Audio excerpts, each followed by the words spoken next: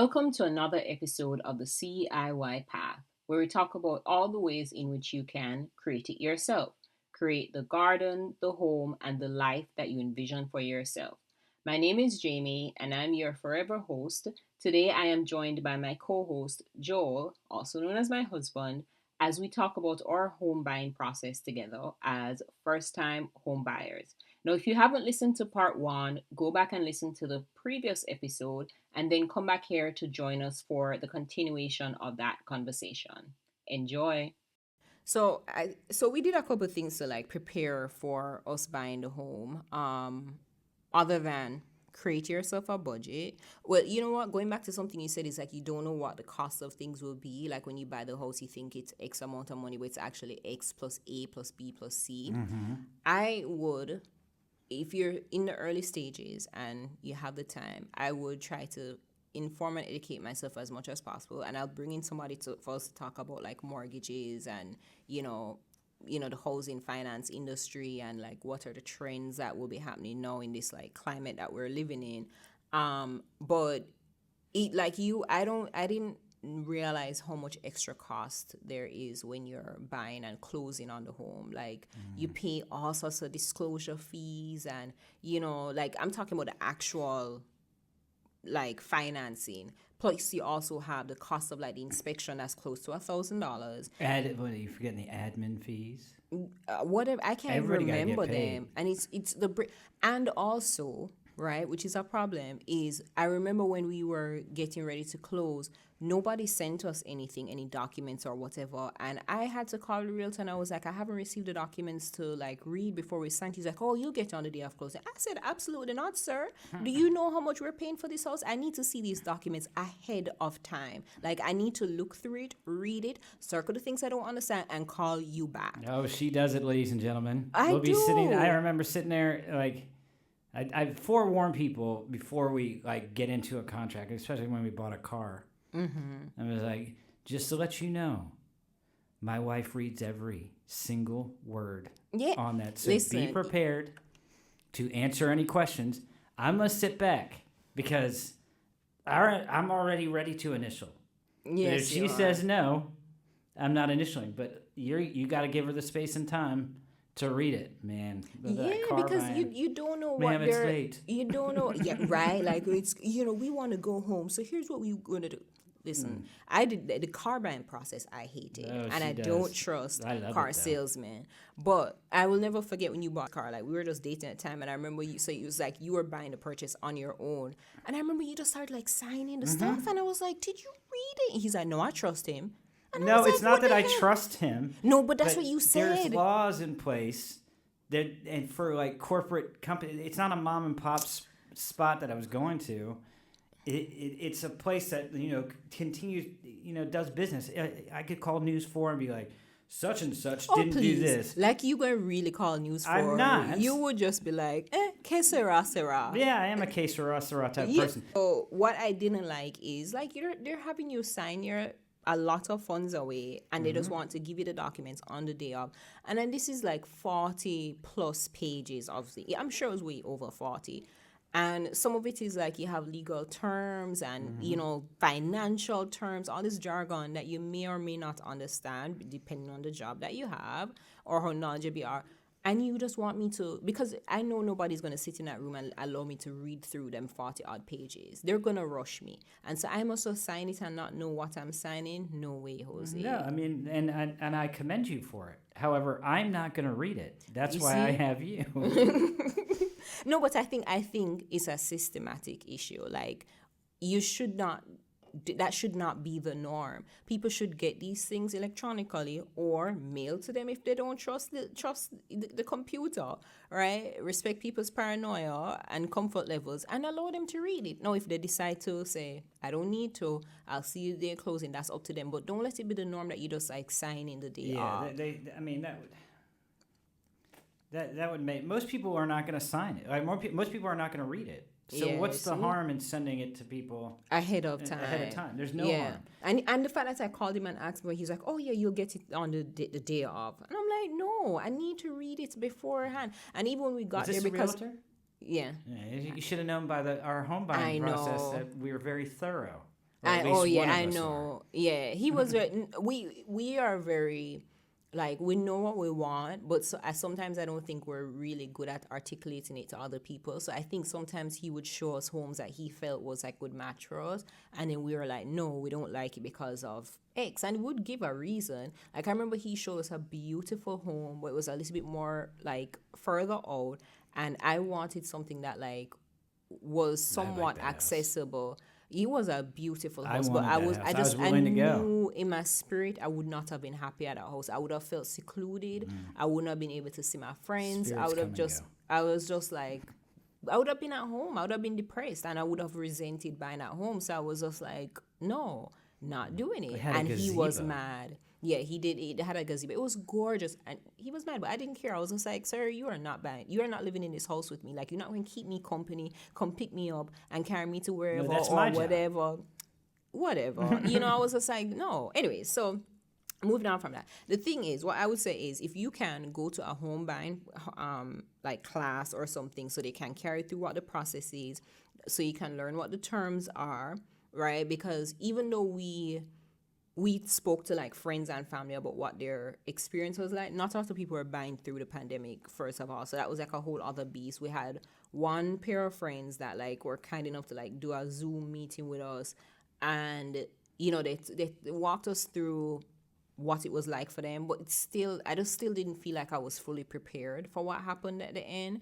Or I shouldn't say it happened at the end like there was some big like hoopla, but I still didn't feel like everything was perfectly done to our liking. There's still some surprises, still some like, what the heck happened Yeah, there, there'll be or no surprises the next time. there will not But be. no, to that extent, like, but there is something to be, like, you go to the seminar, yes, but I mean, it can depend on the seminar, and I mean, do your research on that. But I mean, there's like, if you know somebody and trust somebody that's been through the process, I mean, you can't take their process and be like, oh, that's the way it's going to be, and Yeah. be whatever. Take bits and pieces from their process, and hopefully there's somebody you trust that's been through the process recently, and you can get an idea. But every Yeah. process is different, right? Yeah, I So say I get as much information as possible. Like, learn about stuff like, for example, your mortgage can and probably will go up. And every year, it's not because you don't have like a fixed rate like interest rate. Like, your insurance can change, the value of your home the goes up. value of your home, so property taxes go up. So you're Oh, and let's just talk about the fact that like you're paying more on interest than you are the actual principal. So first tip is win the lotto, or lottery, and then pay down like 90% of your home and then go from there. But if you can't, just expect things to change. And when you're budgeting, keep that in mind. Like, I know how sometimes people be like, oh, if you're renting, it's a waste of your money, because if you're paying $3,000, you can put in that on your home, or if you're paying $2,500, you can put in that towards your home. But the reality of it is, you might start off paying $2,500, but then 2 or 3 years in, you're paying $2,700 or $2,800, and then on top of that, the water heater needs to be replaced, and then that tile just popped out, so you need to go replace that if you can do it yourself, or you need to get somebody. There are just so many surprises. So when you are budgeting, make sure that you are as conservative as you possibly can, and making sure that like you're not setting yourself up to be like strapped for cash, I would also recommend. I think you would too. I'm not sure if you. Well, I'm not sure, but I think you would seriously consider putting the 20% down. Oh yeah, I mean, yeah, if you can, because like the difference of it, like the reason why people talk about 20% is, if you put 20% down on your home, you won't have to pay something called mortgage insurance, and This I is a think load it's of called crap. private mortgage insurance is what it's called. So if you put 20% down, it's almost like they're saying like, oh, it's less of a risk for them to Yeah, lend you this money, and so then you don't pay the insurance. But if you put down less than, you have to pay it. all the way up to And 20%. and there's a trick that like you have to, I can't remember, it's like some sort of, the value of your home has to get to a certain point, or you have to have paid a certain amount down through your mortgage payments, and I guess combined with your down payment, for you to be able to go to them and say remove the private insurance, private mortgage insurance, and they don't do it automatically, people. You have to, they like track it for yourself, and then when it gets to the point, you have to write them a letter and tell them to remove it. I don't know if it's a letter, maybe you can do it electronically, I don't know, we haven't got to that stage yet. But I've definitely, that mail that they sent us saying that, I definitely put that up on a wall and I put it in my calendar, because on that day their phone will be ringing. I got another one for you to expectations of buying a home. So you buy a home, you get a loan, right? That loan from the original loan officer or loan people gets sold off to another loan person, or not person, but company. And then it'll happen again, and it'll happen again. Yeah. And then the serious amount of mail that comes in, and it's just like trying to sell you something, or your mortgage has gone in arrears, or like tries to scare you into buying their own, like their own. Oh no, that's the home warranty. Whatever it is, there's so many that come out of the woodwork that it like anybody that, most people, I said any gullible person would it would scare them, and they would reach out. I don't consider myself to be a gullible person, but like the first one or two that we got, I was just like, what is this? It's going to expire. This thing is going to expire. We need to renew. And I was like, wait a minute. We don't have this. But it's two different things you're talking about, though. Like, yes, they get sold off. I don't know if this whole home warranty thing is a result of the mortgage being sold from bank to bank to bank. But yeah, that is a thing. Like, you'll just wake up one day and get mail from a new bank saying, we are getting your mortgage, we're going to own it as of X date, and then you'll have to set up an account on our website, and you have to go through the whole like transferring process. And we knew it would happen because our realtor suggested that we go with a local financer or loan company. I can't remember. I mean, the other thing too, and I won't say that it was a bad thing because I had a good experience with the person he recommended to us, but like your realtor has their network of people, and they are always people they're going to suggest to you. I would still do, like, take it into consideration, but also still do your own research, because sometimes, you know, they're trying to help each other. Yeah, they're you scratch my back, I'll scratch yours. They're friends, they're business partners, and there's nothing wrong with it because people do it, you know, in life, you know, in jobs, in regular jobs, in businesses and whatever. But you have to make sure that it's actually a good fit for you. Yeah, you're talking about owing somebody for 30 years. Yeah. You owe X amount of dollars every month if you are on time and don't do the extra stuff, which I'm sure Jamie will talk about in the future. But for 30 straight years, 12 months a year, you have to pay a certain amount of money to own your home. You need to take it seriously. Yeah, you need to do your due diligence, for sure. So yeah, like he told us, he was like, it's better to go with like a local lender because like the big banks, they are so like overrun with like clients or whatever you call them. So a lot of times they're really slow like through the process, and you run the risk of losing out on your home because they're not like sending in the documents and getting things together quickly enough. But he's like, the local person will do it. And to his credit, I do think they did a good job of pulling it together. At first, it was a little rough, but then, you know, she was able to get back into her good graces, and ever since then, like, the team was like good on getting things together, getting things submitted, and we were able to close on time and all of that. We never met our sellers. I don't know if it was a COVID thing or a them thing, but like I know some people have met their sellers. I would have liked to have met them, but you know, whatever. So yeah, that was or like some of our tips, or like wish we could do it again. We will do it again. Yeah, I would definitely like to do it again. I would like to. We gotta get our vacation home. I would love to. Like, I speak it into existence all the while. Like, when we go to the beach and stuff, I'm like, I would love to have a beach house because, like, water is life. And I would like to maybe have it, like, you know, warmish place so I can, like, escape the winters because they're harsh and hard on me. So, yeah, I would like to go through the process again. I think it would be a lot more fun. Speaking to being that we'll be able to actually get it done. I'm going to also bring somebody on to talk about rental properties, by the way. People say it's passive income, but ain't nothing passive about it. Like, you have to be active in that joint. But like I said, would love to do it. I would love to. Oh, you know what I'll enjoy? I do not know. I will enjoy looking at these homes and knowing every nook and cranny of what's wrong with the house. Like, I'll be like, that crack right there, that's just cosmetic, that's fine. Or, like, No, I agree with that. And then also going like not being afraid to speak up and saying, "What is that?"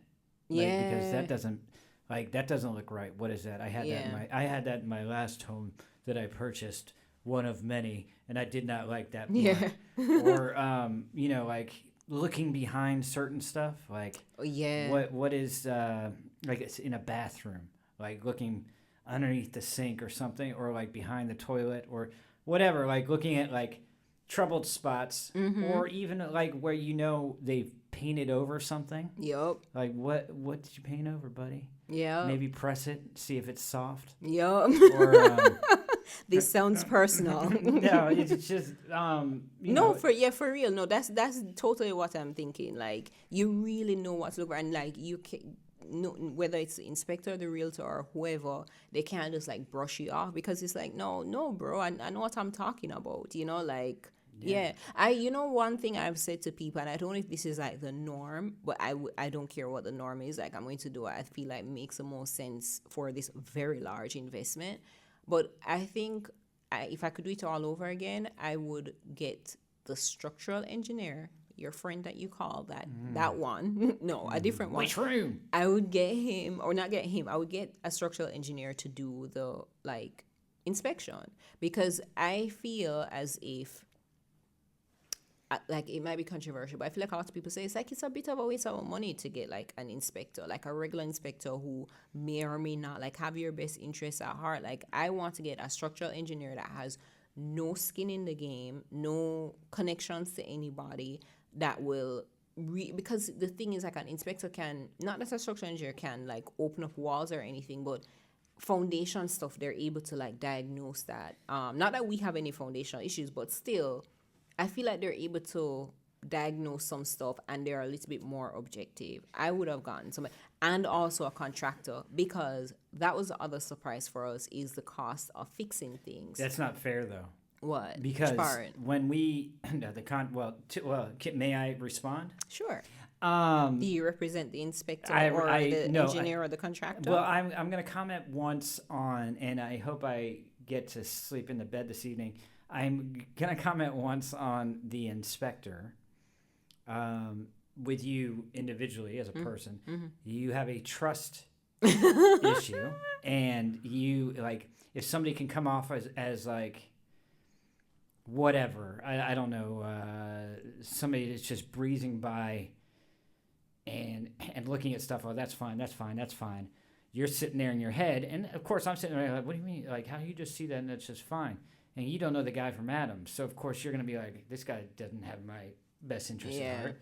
So if you like invest in the right inspector, or have somebody that you truly trust and trust the inspection, then it might have changed your viewpoint on it, because they do this every day, and they might know exactly what to look at and what makes it. So that, when you first look at it, it looks like a scam. Like, what do you mean this guy walks in, he looks like he's wearing some Timberlands jeans and a button down, and he's just walking around. He looks up a couple holes. Light.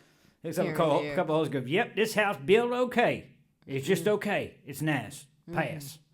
And then so Jamie and I bought this house in COVID times. So when we sat there and we're like, we look at some room, we're like, oh, I think we can do a lot with this. I think if we put a chandelier here and a back mirror here with water splash here and a bidet here, I think it's going to be all right. Let me Google this. I'm going to Google this. Wow, it costs this much for a cheap one, but you're not going to spend any more than X amount of dollars. This is doable.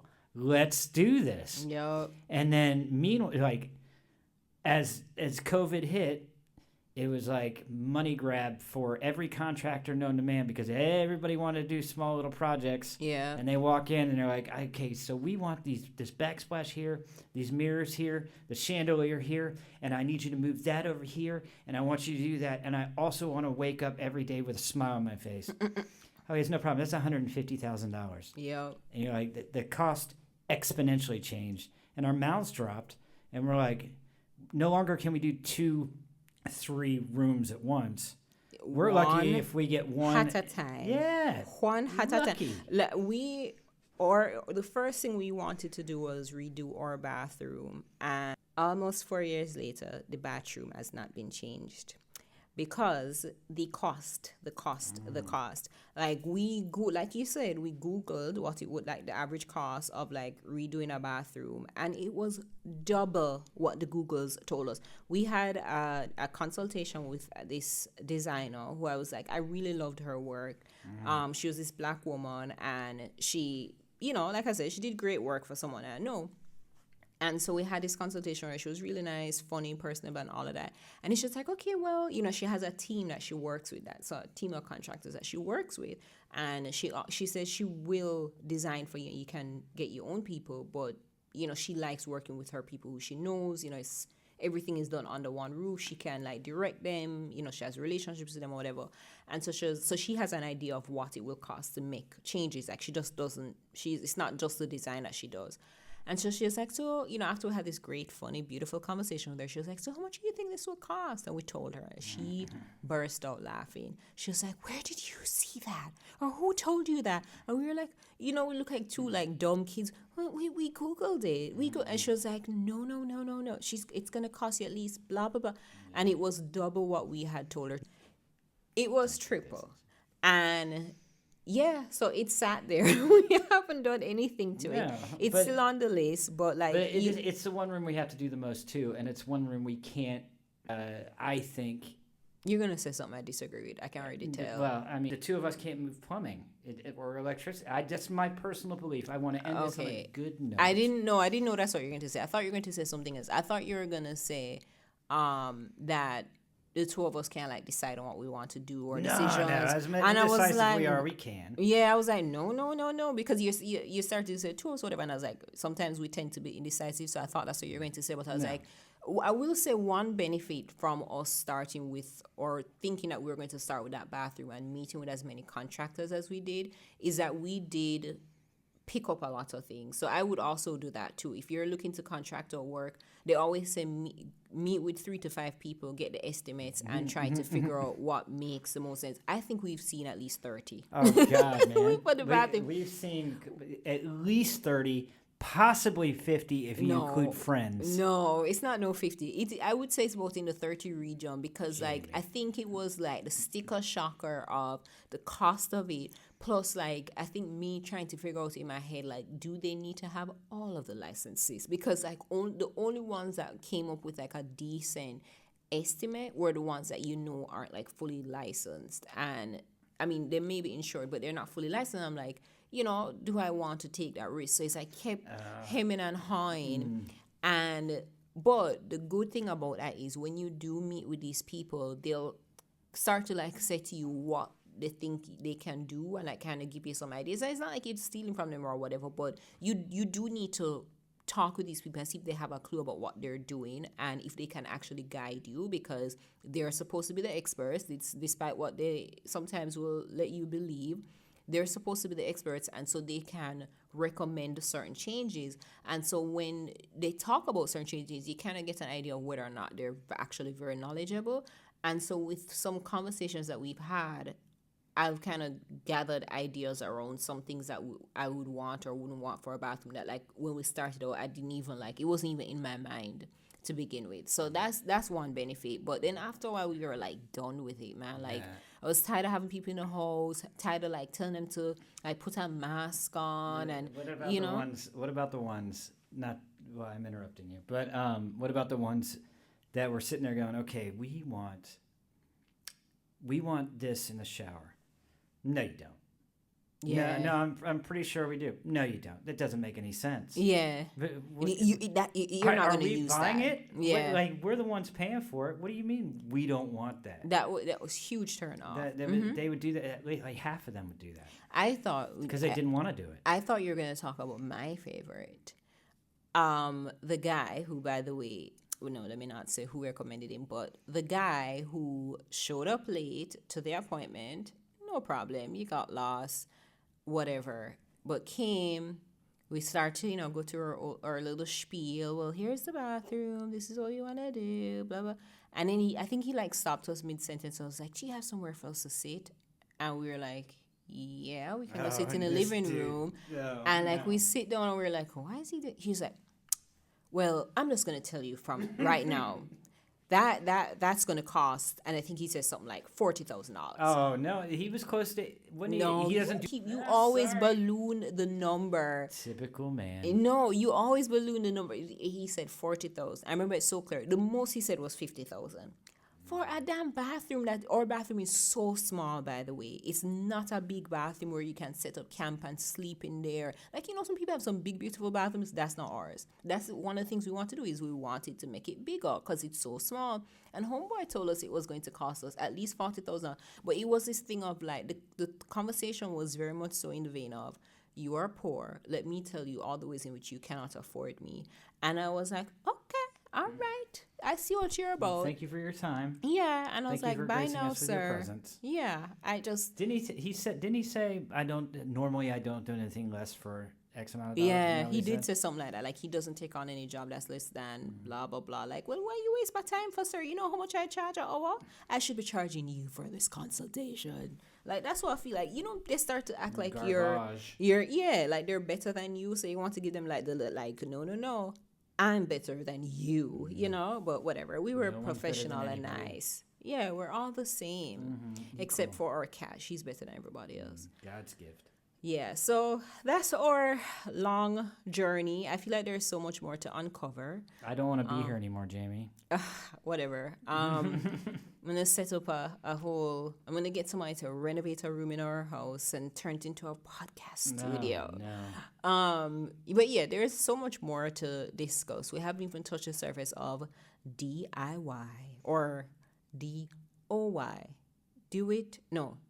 DIOY. Do you even know why we're here? Ourselves. No, Dios. DIOS. Do it ourselves. I brought down the ourselves into 2 words. Whatever. Okay. You know what I was getting at. But Dio? Dio. Yeah, Dio. DIY / CIY? Dio. I thought it was CIY. No, Why am I we want here? to discuss type of DIY hotel on is the this? CIY podcast. Well, anyways, gotcha. we will have a continuation. If there are any topics that you wanted to hear more about, or we scratch the surface of something and you're like, dig deeper into this, or whatever, any questions, any whatever you have, please submit it and we will try our best to cover it with less chaos next time. This is plenty of chaos. If for some reason you really did not like the guest today, please write in the comments so I can quickly go not be here. Just kidding. I had a pleasure being here. Thank you for letting me be here, Jamie. I can't wait to do it again. This was, fun and different. Yeah.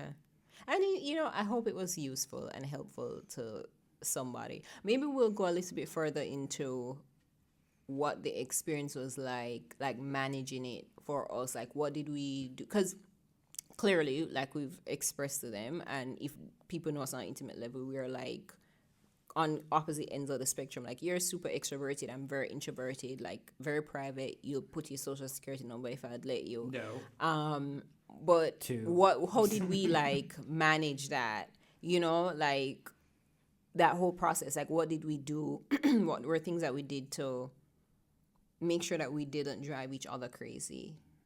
If it would be helpful, we could. I did whatever you told me to do. That's not true. I think so. Because I told you to just believe in me and that God got us, and you did not do that. You were anxious. So that's not true. I'm not anxious often. Yeah, that's true. You're not. You're more kind of like, whatever. I'm the anxious person. So that should have been a sign for you to believe me. But thank you for having us in your phone, your device, your computer, wherever you're listening, or maybe it's on YouTube. I don't know. I haven't figured that out yet. If I'll put it on Please, YouTube. I got a face for radio, so let's not go too far with that. But thank you for listening, and I hope you tune in again for the CIY podcast. Create it yourself.